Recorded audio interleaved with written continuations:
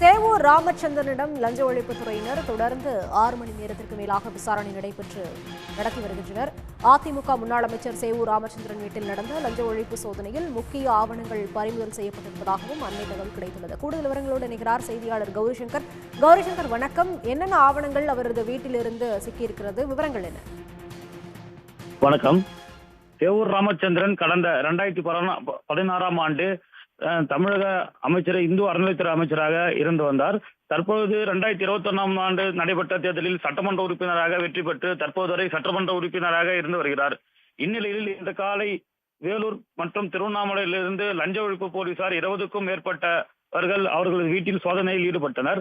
அப்பொழுது அவர்களது வீட்டு அருகே உள்ள அவர்களது மகன்கள் சந்தோஷ்குமார் மற்றும் விஜயகுமார் அவர்களது இல்லத்திலும் சோதனை தொடர்ந்து நடைபெற்று வருகிறது.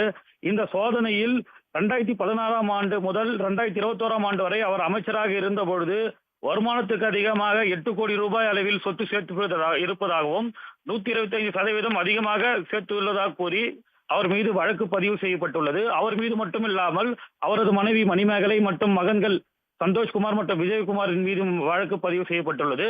அது மட்டுமில்லாமல் தொடர்ந்து லஞ்ச ஒழிப்புத்துறை போலீசார் சோதனையில் ஈடுபட்டு வருகின்றனர். இதில் 52 முக்கிய ஆவணங்கள் சிக்கியிருப்பதாக தகவல் வெளியாகியுள்ளது. அது மட்டுமில்லாமல் வெள்ளி மற்றும் தங்கங்கள் கணக்கிட்டு வருவதாகவும் அதற்கு உரிய ரசீதி வழங்குமாறு கேட்டு வருகின்றனர். இதனால் காலை முதல் தற்போது 9 மணி நேரமாக முன்னாள் அமைச்சர் சேவூர் ராமச்சந்திரனை வீட்டு சிறையில் வைத்து லஞ்ச ஒழிப்புத்துறையினர் தீவிர விசாரணை நடத்தி வருகின்றனர்.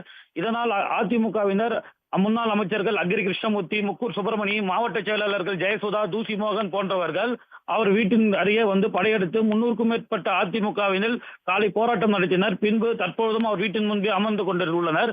அவர்கள் அந்த லஞ்ச ஒழிப்புத்துறை போலீசாரிடம் சென்று அவரை சந்திக்க வேண்டும், அவர்களை பார்க்க வேண்டும், அவர்களிடம் பேச வேண்டும் என்று கோரிக்கை வைக்கின்றனர். ஆனால் லஞ்ச ஒழிப்புத்துறை போலீசார் அதற்கு மறுத்துவிட்டு சேவூர் ராமச்சந்திரன் இல்லத்தின் உள்பக்கமாக பூட்டிவிட்டு இந்த சோதனையை நடத்தி வருகிறார். இதனால் முக்கிய ஆவணங்கள் சிக்கி இருப்பதாகவும் இதனால் சோதனை தொடர்ந்து நடைபெறும் என்றும் தற்போது லஞ்ச ஒழிப்புத்துறை போலீசார் நம்மளுக்கு தகவல் தெரிவித்துள்ளனர்.